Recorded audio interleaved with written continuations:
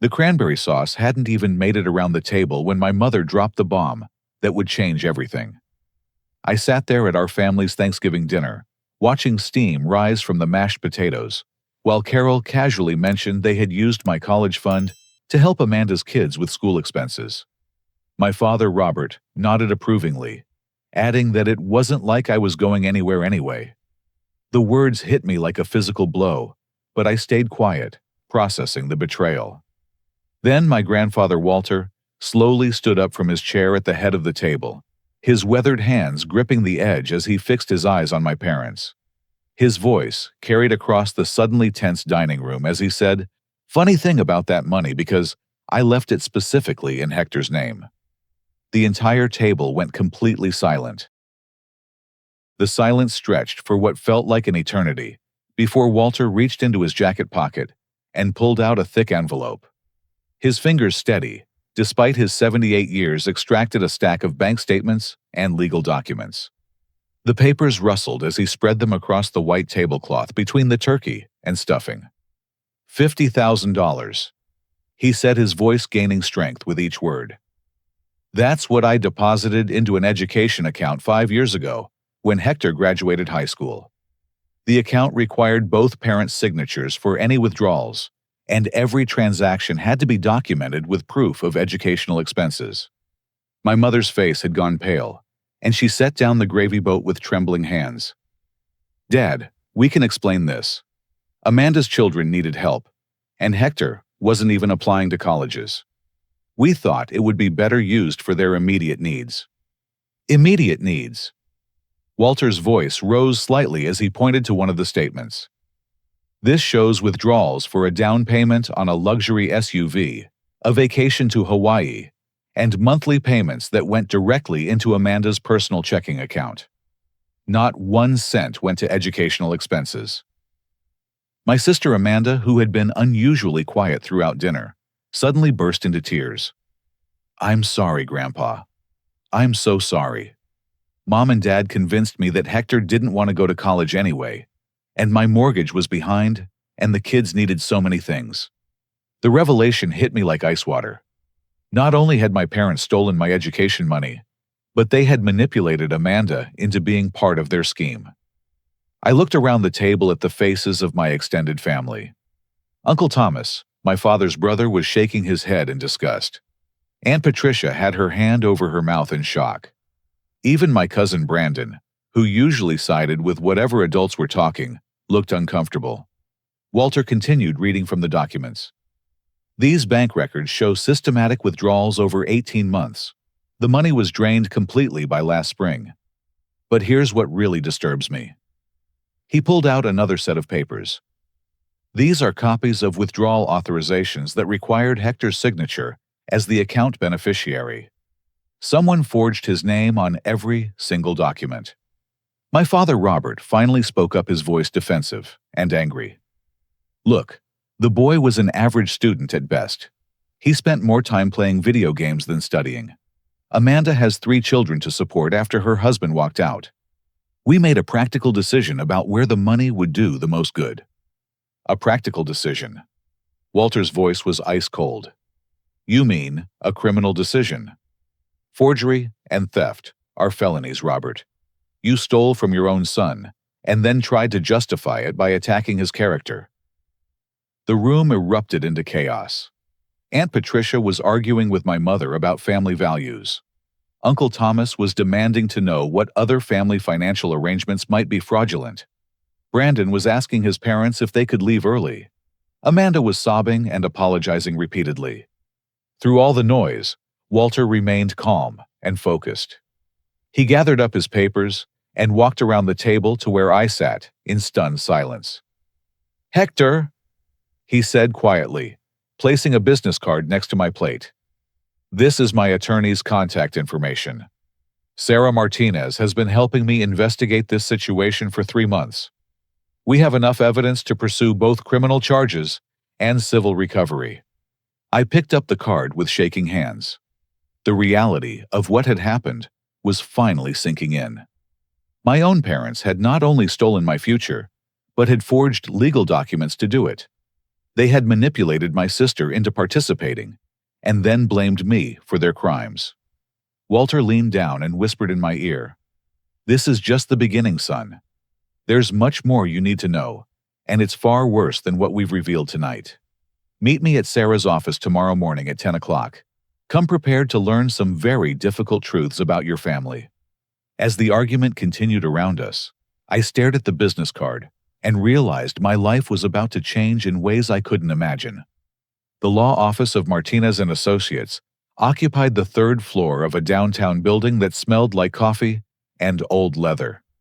Sarah Martinez turned out to be a sharp-eyed woman in her 40s who specialized in financial crimes and elder abuse cases. She greeted Walter and me with firm handshakes before leading us into a conference room lined with legal books. "Hector," she began spreading files across the polished table. "What your grandfather discovered about your college fund was actually just the tip of the iceberg. Our investigation has uncovered a pattern of financial abuse that goes back several years and involves multiple family members." Walter sat quietly as Sarah opened the first file. "Your parents have been systematically stealing from me for over 2 years. They convinced me to have my Social Security checks direct deposited into an account they claimed would be easier for me to manage. Instead, they've been intercepting the payments and giving me just enough cash each month to cover basic expenses." The documents she showed us were damning. Bank records proved that Walter's monthly Social Security payments of $1,400 had been deposited into an account controlled by my parents. They had been taking $1,200 each month and giving Walter just $200 in cash, claiming that was all he was entitled to receive. But that's not all. Sarah continued, opening another file. "During our investigation, we discovered something else that directly affects you and your cousins. Do you remember your grandmother Helen?" I nodded. Grandmother Helen had died when I was 16. She had always been kind to all her grandchildren and had often talked about wanting to help us with our futures. Your grandmother left a will that included specific bequests to each of her grandchildren. According to this document, she left $25,000 to you, $25,000 to Amanda, and $25,000 each to your cousins Brandon and Jennifer. Sarah slid copies of the will across the table. Your parents were the executors of the estate responsible for distributing these bequests. None of you ever received your inheritance money. Carol and Robert claimed the entire estate for themselves, telling other family members that the will only left everything to them. The betrayal kept getting deeper. Not only had my parents stolen my college fund and Walter's Social Security, but they had stolen inheritance money from all 4 grandchildren. I thought about my cousin Jennifer, who had struggled to pay for community college working 2 part-time jobs to afford her tuition. She could have had her education paid for entirely with her inheritance. "There's more," Sarah said grimly. "We've discovered that Robert has been using your Social Security number to open credit card accounts. He's accumulated nearly $15,000 in debt using your identity. The creditors have been reporting late payments to the credit bureaus under your name. Your credit score has been destroyed before you've even had a chance to establish credit legitimately." Walter reached across and squeezed my shoulder. "I'm sorry you have to learn all this, Hector. But you need to know the full scope of what they've done before we can figure out how to fix it." Sarah opened yet another file. "Your grandfather came to me initially because he suspected financial abuse, but he was afraid no one would believe him. Your parents had been telling relatives that Walter was becoming forgetful and couldn't manage his money properly. They painted themselves as responsible children, taking care of their aging father's finances. The truth is exactly the opposite." Walter said, his voice heavy with sadness. "I've been living in near poverty, while they told everyone I was financially comfortable. I've been eating canned soup and peanut butter sandwiches for months, because that's all I could afford with the money they gave me. Meanwhile, they were using my Social Security to fund their lifestyle and Amanda's expenses." Sarah leaned forward, her expression serious. "Hector, this constitutes elder abuse under federal law, identity theft fraud, and multiple counts of forgery. We're talking about serious criminal charges that could result in significant prison time for your parents. But I need to be clear about something. Pursuing these charges will almost certainly destroy what remains of your family relationships. This isn't a decision to make lightly. I sat there trying to process everything I had learned. The scale of my parents' crimes was staggering. They hadn't just made one bad decision about my college fund. They had been systematically stealing from family members for years, lying about Walter's mental capacity, and destroying my financial future through identity theft. "What about Amanda?" I asked. "How much did she know about all this?" Walter sighed heavily. "I don't think Amanda knew about the Social Security theft, or your grandmother's will. But she definitely knew that your college fund money wasn't being used for educational expenses. She's been receiving thousands of dollars from your parents over the past 2 years, supposedly to help with her children, but really to maintain her lifestyle after her divorce." Sarah closed the files and looked directly at me. "Hector, you have every legal right to pursue criminal charges against your parents. The evidence is overwhelming, and the prosecutor would have a very strong case. But you also have the right to choose a civil approach, focusing on recovering the stolen money, rather than seeking criminal penalties. What matters most is that you understand you have options, and you don't have to accept what they've done to you." As we left Sarah's office that afternoon, my phone rang. The caller ID showed Amanda's name. I hesitated for a moment before answering. "Hector, we need to talk." Amanda's voice was tense and angry. "I don't know what kind of lies Grandpa has been filling your head with, but if you pursue this investigation any further, you're going to destroy this family. Mom and Dad made some mistakes, but they don't deserve to go to prison. Drop this now, or you'll regret it for the rest of your life." The threat was clear, and it told me everything I needed to know about how far my parents were willing to go to protect themselves. Amanda's threat only strengthened my resolve to uncover the full truth. Over the next few days, I found myself watching my family with new eyes, looking for signs of deception I had missed for years. What I discovered made me realize the financial crimes were only part of a much larger pattern of manipulation and control. It started when I decided to drive by Walter's house to check on him. As I turned onto his street, I noticed Amanda's silver Honda Pilot parked in the driveway alongside a white sedan I didn't recognize. Two people in business suits were walking around the property with measuring tapes and clipboards pointing at various features of the house. I parked across the street and called Walter's landline. He answered on the third ring, sounding confused and upset. "Hector, thank goodness you called. There are strangers here claiming they need to evaluate my house for some kind of city inspection. Amanda brought them over and said it was required by law. But they're asking strange questions about my finances and whether I have help managing my affairs." My blood ran cold. These weren't city inspectors. I told Walter to stay inside and not sign anything, then called Sarah Martinez immediately. She advised me to document everything I could without confronting anyone directly. Using my phone camera, I recorded the license plate numbers of both vehicles and took photos of the supposed inspectors. One appeared to be a real estate agent based on her clothing and professional portfolio. The other was a middle-aged man with a briefcase who kept taking notes about the property's condition and market value. When they finished their inspection and drove away, I knocked on Walter's door. He let me in looking shaken and confused. They kept asking if I was having trouble remembering things or managing my household expenses, Walter said. Amanda stood right there nodding along as they suggested I might be safer in a place where someone could help me with daily tasks. They made it sound like I was in danger living alone. Over the next hour, Walter and I pieced together what was really happening. Amanda had contacted a real estate agent about potentially selling Walter's house. The other man was likely from an assisted living facility or elder care company, evaluating Walter for placement. Sarah arrived within 2 hours of my call, bringing with her a private investigator named David Chen. David had specialized in financial crimes for over 15 years and knew how to trace the connections between various fraudulent activities. "This is escalation," Sarah explained. Your parents realize that the investigation is moving forward, so they're trying to gain control of Walter's most valuable asset before we can stop them.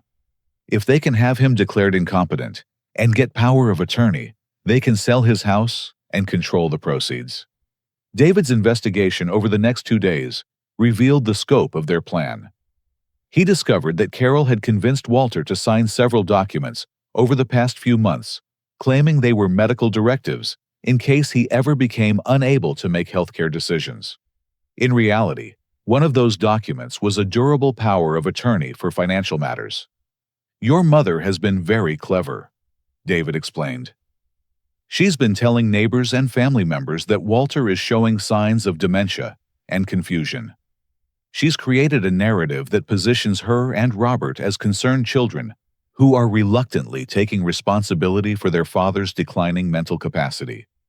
The manipulation went even deeper. Carol had been intercepting Walter's mail and handling his medical appointments, ensuring that she was present for any discussions about his health or cognitive function. She had been systematically isolating him from other family members while building a case for his incompetence. "The house is worth approximately $250,000, Sarah informed us. "If they succeed in having Walter declared incompetent and placed in care, they'll control the sale proceeds. Based on their pattern of behavior, I doubt Walter would see any of that money." David had also discovered that Amanda was more involved than we initially thought. Her real estate license allowed her to legally represent the sale of Walter's property. She had already contacted 3 potential buyers and had preliminary offers in hand, pending the resolution of what she described as family legal issues. "Amanda is planning to split the commission and sale proceeds with your parents," David revealed. "She's positioned herself as the listing agent, which would give her a significant financial incentive to complete the sale, regardless of Walter's wishes." That evening, I made a decision that would change the trajectory of the entire situation. I moved my belongings into Walter's spare bedroom, ostensibly to help him with household tasks, but really to serve as a witness to his daily mental competence and to protect him from further manipulation. The response was immediate and telling. The next morning, Carol called Walter in tears, claiming she was worried about my mental stability and suggesting that my presence in his house might be dangerous for both of us. She insisted that she and Robert needed to come over immediately to assess the situation. Instead of allowing that visit, Sarah filed emergency motions with the family court, seeking protective orders for both Walter's person and property.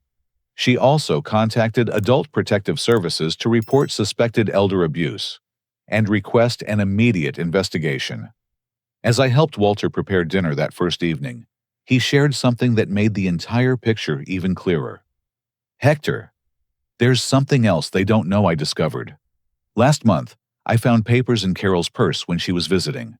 She had been in contact with 3 different assisted living facilities, getting cost estimates and availability information. One of them had already scheduled an intake interview for me, supposedly at my request. I never requested any such thing. The plan was becoming clear. My parents intended to have Walter declared incompetent, gain control of his finances, through the forged power of attorney sell his house through Amanda's real estate connections, and place him in the cheapest care facility they could find, while keeping the majority of the proceeds for themselves. That night, as I settled into Walter's guest room, I realized we were in a race against time. My parents were moving quickly to consolidate their control before our legal actions could stop them. But they had made one crucial mistake. They had underestimated both Walter's mental sharpness and my willingness to fight for justice. As I drifted off to sleep, I could hear Walter on the phone in the next room, calling Uncle Thomas to warn him about potential financial schemes targeting other family members. The fight was expanding, and we were finally ready to take it to them with everything we had. The next morning brought a development that changed everything about our understanding of my parents' scheme. Walter had received a phone call at 7:30 from Dr. Marcus Fleming's office, confirming his appointment for a routine cognitive assessment scheduled for that afternoon. Walter had never scheduled any such appointment. I called Sarah immediately, and she arrived at Walter's house within an hour, bringing David along with her laptop and research files. What David discovered about Dr. Fleming made our entire situation suddenly much more serious. Dr. Fleming has been under investigation by the State Medical Board for the past 8 months. David explained, scrolling through official documents on his computer. He's been accused of falsifying competency evaluations for elderly patients, usually at the request of family members seeking to gain control of assets. Sarah leaned forward, her expression grave. This isn't just family financial abuse anymore, Hector. If your parents are working with Dr. Fleming, they're part of a larger criminal enterprise that's been targeting elderly victims across the region. The medical board records painted a disturbing picture. Dr. Fleming had been involved in at least 12 cases where elderly patients were declared incompetent based on questionable evaluations, leading to family members gaining power of attorney and subsequently liquidating the patient's assets.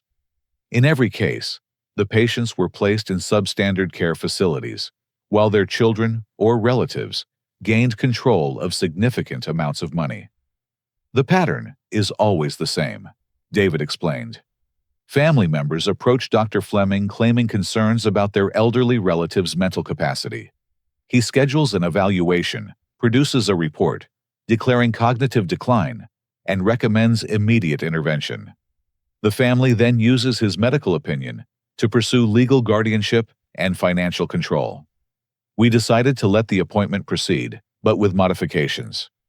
Sarah arranged for Walter to be accompanied by an independent medical advocate, and for the entire session to be legally recorded. She also scheduled a separate legitimate cognitive evaluation with a neuropsychologist at the Regional Medical Center for the following day.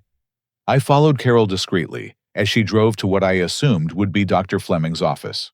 Instead, she met with a man in a coffee shop parking lot 20 minutes before Walter's scheduled appointment. Through my telephoto lens, I photographed their entire conversation, capturing images of money changing hands and documents being exchanged. The man she met with turned out to be Dr. Fleming himself. David's investigation revealed that Fleming rarely conducted evaluations in his official office, instead, using a rented space in a medical building where he could control the environment and documentation more easily. Walter's appointment was a travesty of medical ethics. Despite the presence of the medical advocate and recording equipment, Dr. Fleming proceeded with leading questions designed to make Walter appear confused and incapable of managing his affairs. He asked deliberately confusing questions about dates and events, then acted as though Walter's hesitation indicated cognitive impairment. Mr. Peterson. Dr. Fleming said during one particularly manipulative exchange, "Your daughter tells me you've been having trouble managing your finances. Can you tell me how much money you have in your checking account right now?" Walter's response was perfect. "Doctor, I don't discuss my personal finances with strangers regardless of their credentials. I find that question inappropriate and irrelevant to any legitimate medical evaluation." Dr. Fleming's frustration was visible. He had clearly expected to manipulate a confused elderly man, not deal with someone who was mentally sharp and legally prepared. The independent medical evaluation the next day provided a stark contrast. Dr. Rebecca Torres, a board-certified neuropsychologist, conducted a comprehensive assessment that took nearly 3 hours. Her testing included memory evaluations, problem-solving exercises, and cognitive function assessments using standardized medical protocols. Mr. Peterson shows absolutely no signs of cognitive impairment. Dr. Torres explained to us after reviewing the results. His memory, reasoning ability, and judgment are all well within normal ranges for his age group. In fact, his cognitive function is above average for someone in his late 70s. But the most shocking revelation came when David completed his background investigation of Dr. Fleming. The doctor was already under federal investigation as part of a multi-state elder abuse ring that had been operating for over 3 years. FBI agents had been building cases against Fleming and his associates, documenting a network of corrupt medical professionals, lawyers, and family members who systematically targeted elderly victims for financial exploitation. Your parents stumbled into something much bigger than simple family fraud. Sarah explained. Dr. Fleming has been working with families across 3 states, providing fraudulent medical evaluations that enable financial abuse.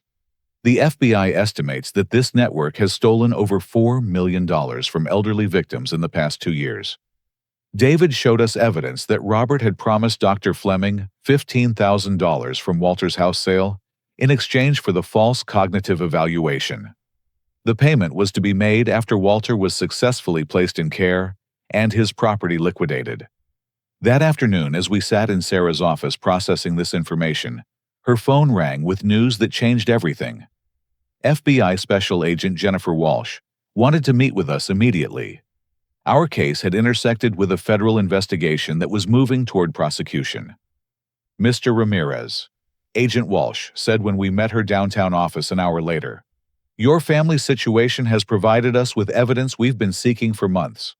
Dr. Fleming has been very careful to avoid federal jurisdiction, but his involvement with your grandfather's case crosses state lines because of interstate banking regulations and mail fraud components." She explained that our recorded session with Dr. Fleming, combined with the photographic evidence of his meeting with Carol, provided federal prosecutors with the proof they needed to expand their case against the entire criminal network. "We'd like your grandfather to serve as a cooperating witness in our prosecution," Agent Walsh continued.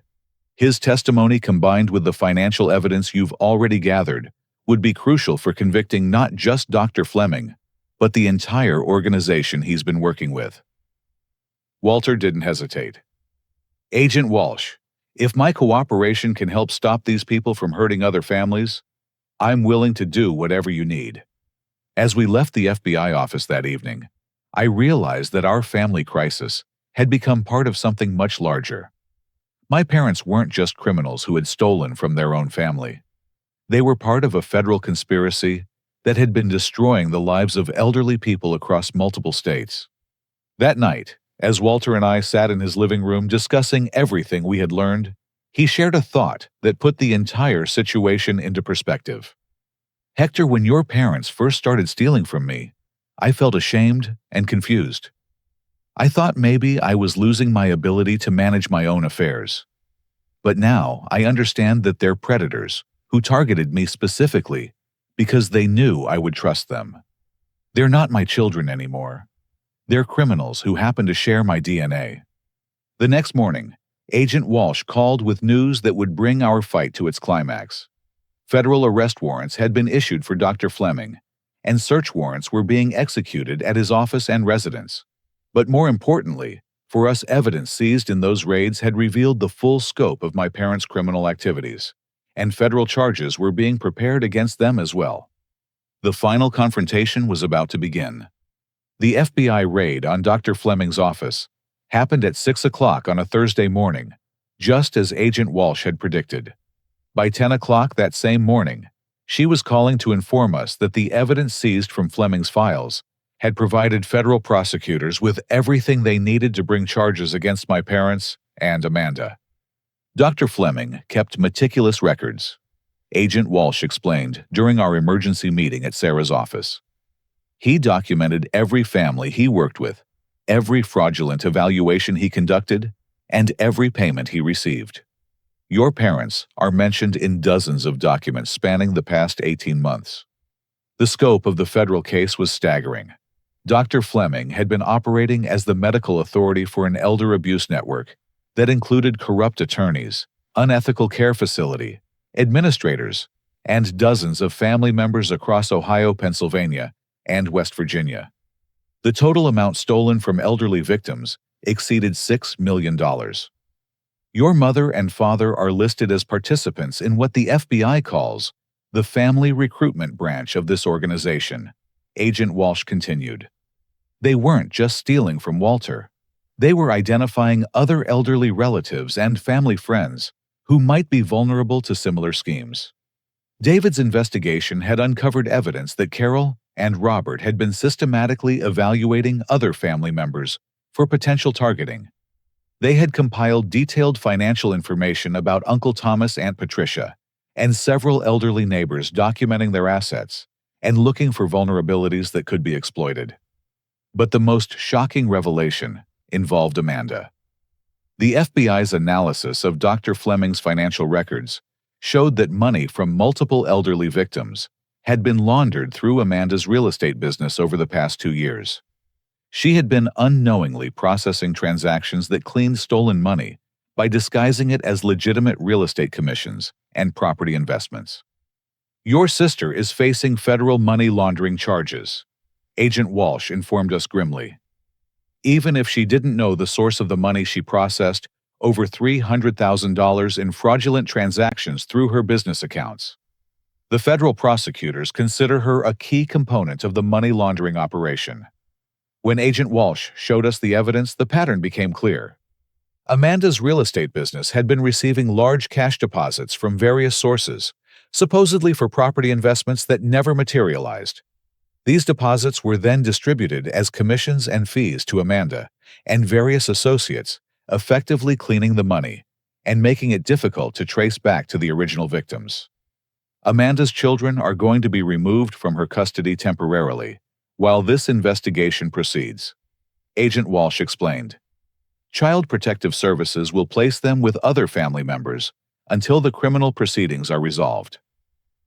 The human cost of my parents' crimes was becoming devastatingly clear. Not only had they destroyed Walter's financial security and my educational future, but their actions were about to tear apart Amanda's life and traumatize her 3 young children. That afternoon, the arrests began. FBI agents arrived at my parents' house with search warrants and federal arrest warrants. Neighbors watched from their yards as Carol and Robert were led away in handcuffs, their faces hidden behind jackets as news cameras captured the scene. Amanda was arrested at her office 2 hours later.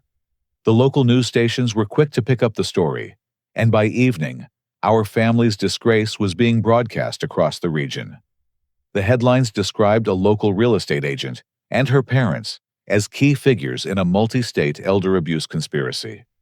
Uncle Thomas called me that evening, his voice shaking with anger and disbelief. "Hector, I had no idea how bad this was.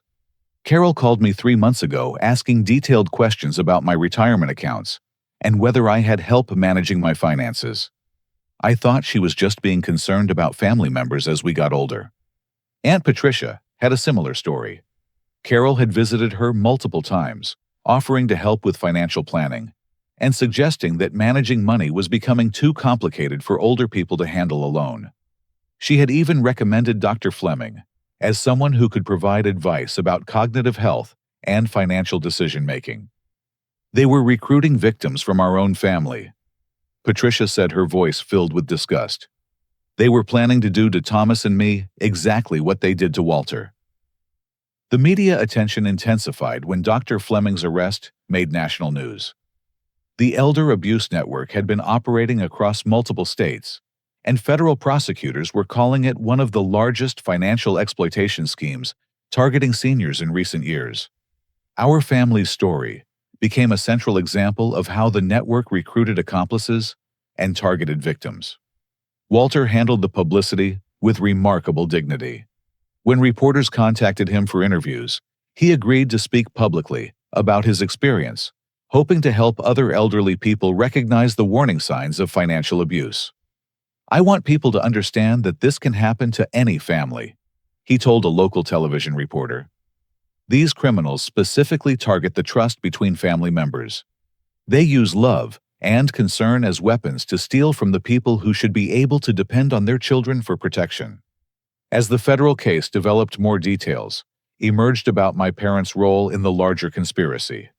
Robert had been recruiting elderly victims through his work connections and social contacts. He worked in customer service for a regional insurance company, which gave him access to information about older clients' financial situations and family relationships.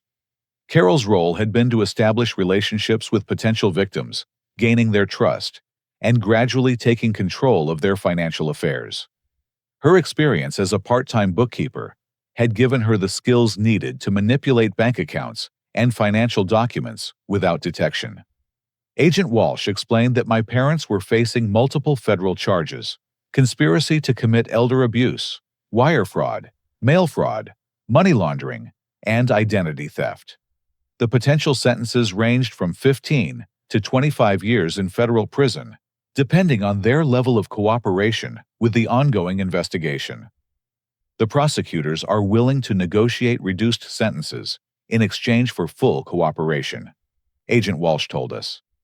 Your parents' testimony could be crucial for convicting the higher-level organizers of this network, but they would have to admit to all their crimes and provide complete restitution to their victims. Amanda's situation was more complicated because of her children. Her attorney was negotiating a plea agreement that would allow her to serve her sentence in a minimum security facility closer to home, enabling her to maintain some contact with her kids during their placement with Uncle Thomas and Aunt Patricia. As the federal investigation continued, I found myself becoming not just a victim seeking justice, but a witness helping to bring down a criminal organization that had caused immeasurable harm to vulnerable elderly people across multiple states. The preliminary hearings were scheduled for the following month, and Agent Walsh warned us that the media attention would continue to be intense. Our family's story had become a symbol of how financial predators exploit family relationships, and federal prosecutors intended to use our case as an example of the devastating consequences of elder abuse. That night, as Walter and I sat in his kitchen, reading news articles about the arrests, he reflected on how dramatically our lives had changed in just a few weeks. Hector. 3 months ago, I thought I was losing my mind and my independence. Today, I realize I was actually fighting for my life against people who wanted to destroy me for money. The truth is painful, but it's also liberating. Now we can start rebuilding on a foundation of honesty instead of lies. The federal case was moving quickly toward trial, and justice was finally within reach. The federal courthouse in downtown Cleveland buzzed with activity as the elder abuse conspiracy trial entered its second week. Walter had already completed his testimony as the government's key witness, and the prosecutors were building a devastating case against Dr. Fleming and his network of accomplices. But the most surprising development came during the discovery phase of the proceedings. Sarah Martinez received a call from the estate division of First National Bank, informing us about an account that had never been mentioned in any of our previous investigations. Your grandmother Helen apparently maintained a second savings account at a different bank, Sarah explained as we met in her office. The account was set up as an educational trust fund, with very specific instructions that it could only be accessed by Hector after his 21st birthday. The documents the bank provided revealed that grandmother Helen had indeed suspected Carol's manipulative tendencies years before her death. She had quietly established the separate account and funded it with $68,000, including accumulated interest from her original deposit of $45,000, made when I was 15 years old. Your grandmother left specific instructions that this account was to remain secret until you reached legal adulthood, Sarah continued. She apparently wanted to ensure that no matter what happened with family dynamics, you would have resources for your education that couldn't be touched by anyone else. Walter smiled through his tears as Sarah read from grandmother Helen's written instructions. She wrote, "Hector has always been the most thoughtful and honest of my grandchildren. I want to ensure that his future remains secure regardless of what financial decisions other family members might make. This money is for his education and his alone." The discovery of this account meant that not only could I pursue my college education as originally planned, but I would have enough money remaining to help other family members who had been victimized by my parents' crimes. During the trial proceedings, both Carol and Robert accepted plea agreements with federal prosecutors in exchange for their cooperation against Dr. Fleming and the higher-level organizers of the elder abuse network. Carol received a 3-year federal prison sentence plus 5 years of probation. Robert received a slightly longer sentence of 4 years because of his role in recruiting victims through his work contacts. Dr. Fleming himself received a 12-year federal sentence after being convicted on multiple counts of conspiracy fraud and elder abuse. His conviction effectively dismantled the entire criminal network and led to additional prosecutions across 3 states. Amanda's case was resolved through a plea agreement that took her children's welfare into consideration. She received a 2-year sentence to be served in a minimum security facility, followed by 5 years of supervised probation, during which she would be required to make full restitution to all victims of the money laundering scheme. Amanda's cooperation was crucial for understanding how the money laundering operation worked, Agent Walsh explained. Her testimony helped us trace hundreds of thousands of dollars back to elderly victims in other states. She's also agreed to surrender her real estate license permanently as part of her plea agreement. The most important aspect of the plea agreements was the restitution requirements. Carol and Robert were required to pay back every cent they had stolen from Walter, me, and our other family members. This included not only the college fund money and Walter's Social Security payments, but also the inheritance money from Grandmother Helen's estate that should have gone to all 4 grandchildren. The federal restitution orders are very powerful, Sarah explained. Your parents will be required to make payments for the rest of their lives if necessary. Their wages will be garnished, their tax refunds will be seized, and any assets they acquire in the future can be taken to satisfy their debt to their victims. Walter's house and dignity were fully restored through the court proceedings.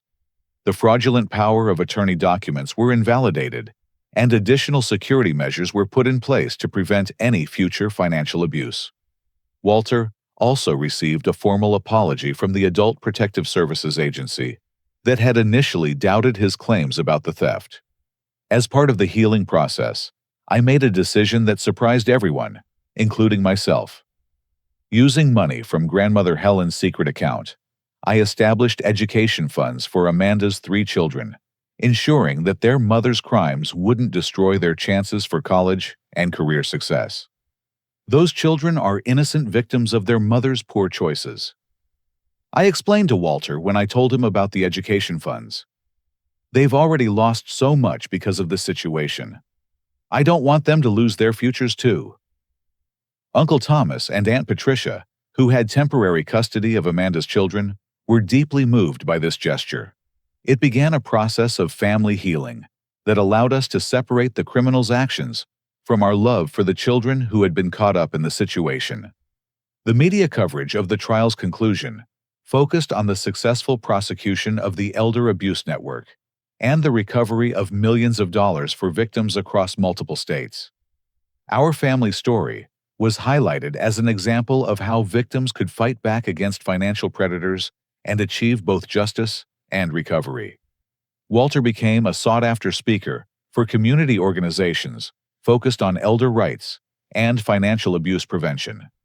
His courage in testifying against his own daughter and son-in-law inspired other elderly victims to come forward with their own stories, leading to additional prosecutions and recoveries.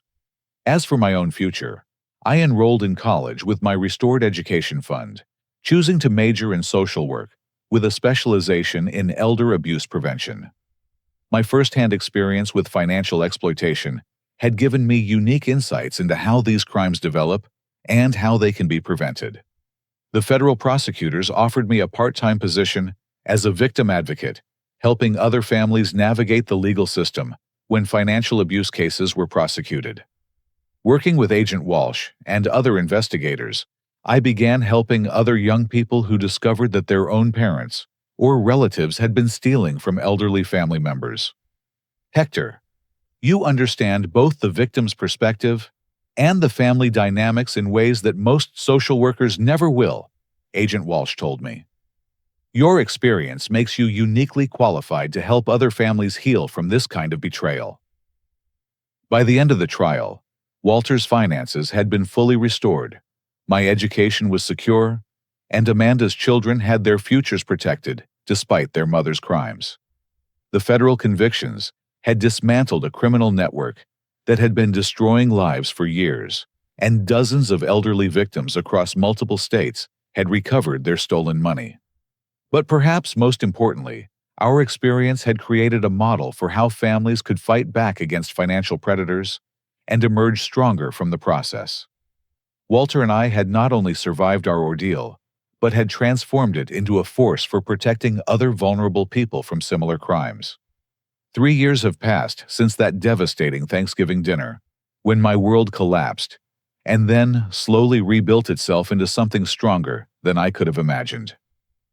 As I sit in my dorm room at Ohio State University, studying for my final exams in social work ethics, I often reflect on the journey that brought me here and the lessons that continue to shape my understanding of family justice and forgiveness. Walter, now 81, has become something of a local celebrity through his work with elder advocacy organizations. His speeches at community centers and senior facilities have helped countless elderly people recognize the early warning signs of financial abuse. More importantly, his courage in testifying against his own children has inspired other families to break the silence that often protects financial predators. "You know what I learned through all of this?" Walter asked me during one of our weekly dinners at his house. "The difference between family loyalty and enabling destructive behavior. Real love sometimes means having the courage to hold people accountable for their actions, even when it's painful." Carol was released from federal prison last month after serving her full 3-year sentence. She's living in a supervised halfway house and working as a night shift clerk at a convenience store. Her wages are garnished to continue making restitution payments to the victims of the elder abuse network. She has made no contact with Walter or me since her release, and we have made no effort to reach out to her. Robert still has 18 months remaining on his federal sentence. According to the prison reports we receive through the victim notification system, he has been attending counseling sessions and educational programs focused on financial crimes. Whether this represents genuine remorse or simply an attempt to reduce his sentence remains unclear. Amanda was released 14 months ago and has been slowly rebuilding her relationship with her children under the supervision of Uncle Thomas and Aunt Patricia. The education funds I established for her kids are being managed by an independent trustee, ensuring that the money will be available for their college expenses regardless of any future family dynamics. "I don't expect you to forgive me," Amanda told me during our first conversation after her release. "But I want you to know that I understand now how my selfishness and willingness to go along with Mom and Dad's schemes hurt everyone, especially you and Grandpa. I'm grateful that you protected my children's futures, even after what our family did to you. Forgiveness, I've learned, is not about forgetting or minimizing the harm that was done. It's about refusing to let other people's destructive choices continue to poison your own life. I have forgiven Amanda because she has demonstrated genuine remorse and taken concrete steps to make amends. I may never forgive Carol and Robert because they have shown no evidence of understanding or regretting the harm they caused.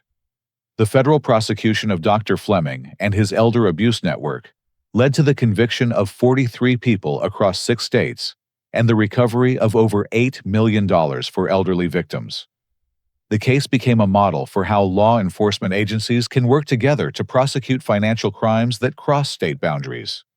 Agent Walsh, who became a mentor and friend during the investigation, recently invited me to join a federal task force focused on developing new strategies for preventing elder abuse.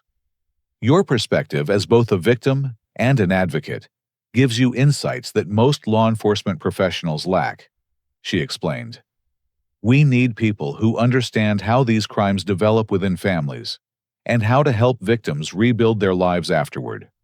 My college studies have been enriched by the real-world experience of navigating the legal system and understanding the psychology of financial predators.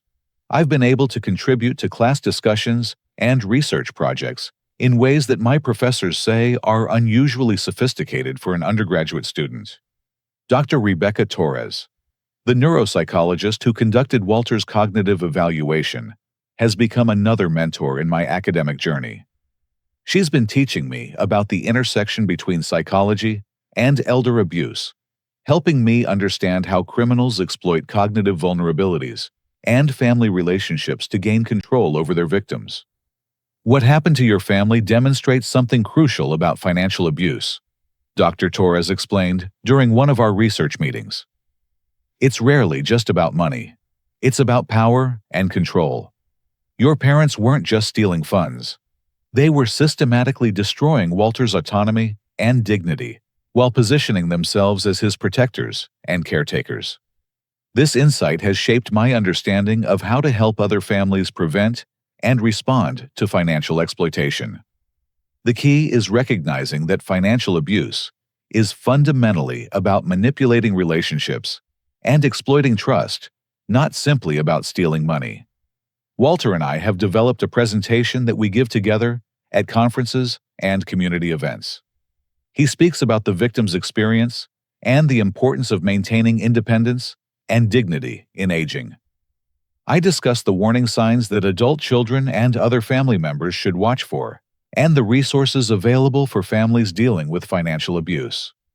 The most important message we try to convey, I explain to audiences, is that financial abuse thrives in secrecy and isolation.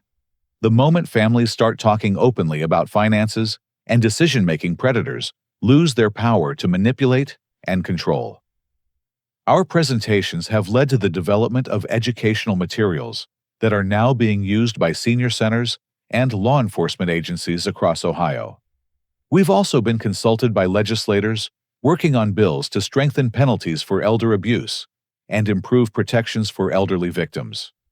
Looking toward my future, I plan to pursue a master's degree in gerontology after completing my undergraduate social work program.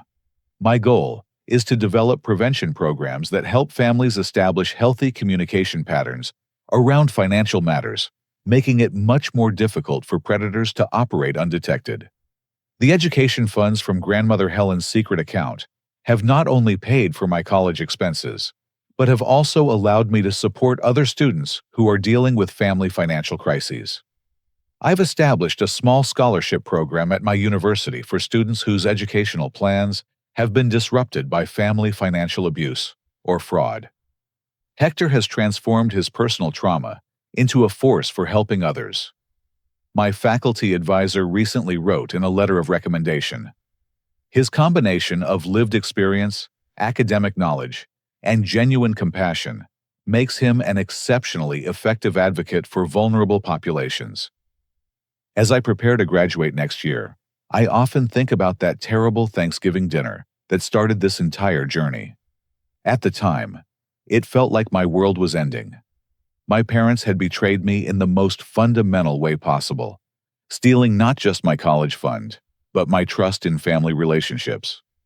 But what I've learned is that sometimes the worst betrayals can lead to the most important discoveries about your own strength and values.